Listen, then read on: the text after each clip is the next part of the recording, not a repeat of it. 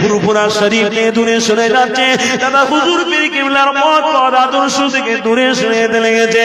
এই যুবক তরুণীরা, এই পশ্চিম বাংলার বুকেতে আমার রাসূলুল্লাহর আশিক প্রকৃত দিওয়ানা 100 বছর মুজাদ্দিদ আবু বকর সিদ্দিককে আল্লাহ পাঠিয়েছে।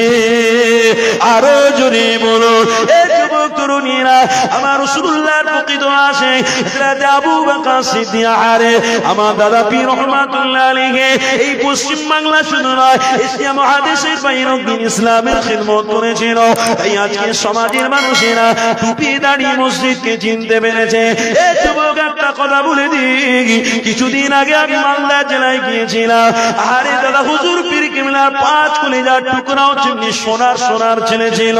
এই যুবক তরুণীরা, যখন মালদাতে গিয়েছি, জলসায় ওঠার আগে একটা মাদ্রাসা বিশাল বড় দেখতে পেয়েছিলাম।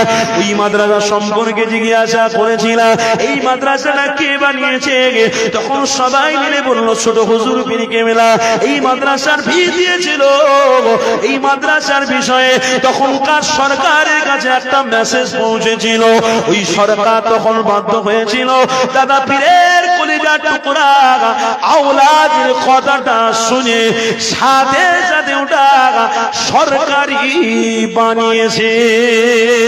বাপেরা, যুবক তরুণেরা, ইমানি পাওয়ার ছিল আমার দাদা পীরের। 5 কলিজার টুকরার ইমানি পাওয়ার ছিল, তিনাদের সন্তানদের ইমানি পাওয়ার রয়েছে। খবরদার, আমাদের পীর হলো আমার মুজাদ্দিদুল জামান, 5 কলিজার টুকরা আমাদের পীর বাবা। এই যুবক তরুণীরা, আপনাদের ঘরে বলে যায় মুহাম্মদ রাসূলুল্লাহর আশিক হলো মুজাদ্দিদুল জামান। পশ্চিম বাংলার মানুষ আমার দাদা পীরকে কোনোদিন ছেড়ে দেবেন না গো। আমার দাদা পীরকে ধরে রেখেছো, তোমার দাদা পূর্বপুরুষ ধরে রেখেছিল, আজ তুমি আমি ধরে রেখেছি। আলহামদুলিল্লাহ, আমার দাদা পীর হক, আমার দাদা পীরের সিলসিলাটাও হক বলে আল্লাহ কবুল করেছে। আপনাদের ঘরে জানিয়ে দিই, খবরদার, যাকে যা ভালো লাগে কোন গাজা দেখার দরকার নেই। আমার পীরের নাম হলো মুজাদ্দিদুল জামান। আমার পীরকে আমি ভালোবাসি। আমার এশার নামাজের পরে দরুদ পড়তে আমার ভালো লাগে, আমাকে জিকির করতে ভালো লাগে, আমাকে নামাজ পড়তে ভালো লাগে।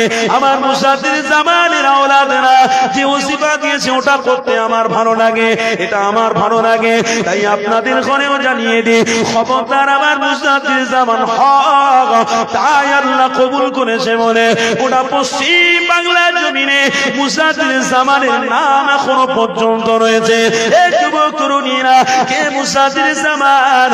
আমার মুজাদ্দিদুল জামানের কাছে এত বড় মাপের আলেম আল্লামা রুহুল আমিন রহমাতুল্লাহ আলাইহি আমার মুজাদ্দিদুল জামানের কদমে এসেছিল।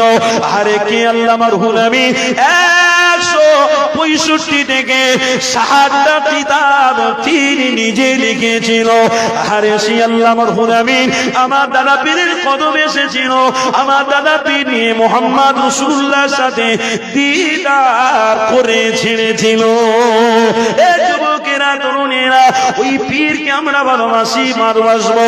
ওই পীরকে আমরা মানি, মেনে যাব। কেননা মুহাম্মদ রাসূলুল্লাহর রাস্তাটা আমার দাদা পীর দেখিয়ে দিয়েছিল। তাই আজ সমাজের মধ্যে আমার দাদা পীর অনেক ভক্ত রয়েছে, আলহামদুলিল্লাহ, কোনো হারাম খায় না। আমার দাদা পীরের সমাজে এমন ভক্ত রয়েছে, নিজে নামাজ পড়ে সন্তানদেরকে নামাজি বানিয়েছে। আজকে দাদা পীরের ভক্ত এখনো গ্রামে অনেকে রয়েছে, এখনো সৎভাবে চলাফেরা উঠাবসা করে। আমার মুজাদ্দিদুল জামানে এখনো এমন ভক্ত রয়েছে, আবার সময় হলে ফুরফুরা শরীফে যায়, আবার জিয়ারতও করে, আবার হালাল পয়সা দিয়ে হজ পাকেও গিয়েছে। এই যুবক তরুণীরা, যদি না সিলসিলা হতো তাহলে আল্লাহ দরবার এটা কবুল হতো না। কেননা সিলসিলা অনেক বেরিয়েছে, অনেক রাস্তা বেরিয়েছে। ওই রাস্তাগুলোর মধ্যে কিছু কিছু রাস্তা আমরা দেখতে পাচ্ছি, অনেকে পীর বলে দাবি করে, আবার কদমে তারা সিজদা দিতে লেগেছে। অনেকে আমার রাসূলুল্লাহর বিরোধিতা করে নবীর পরে নবী বলে দাবি করে ফেলেছে।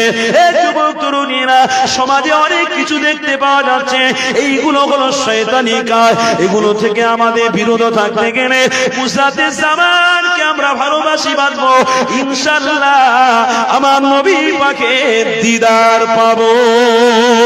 আরো জোরে বলুন, কি গো বাপেরা, আমার দাদা পীরকে সব ভালোবাসেন তো নাকি? বলুন না ইনশাআল্লাহ, সব ভালোবাসেন তো? নারে তাকবীর, নারে তাকবীর।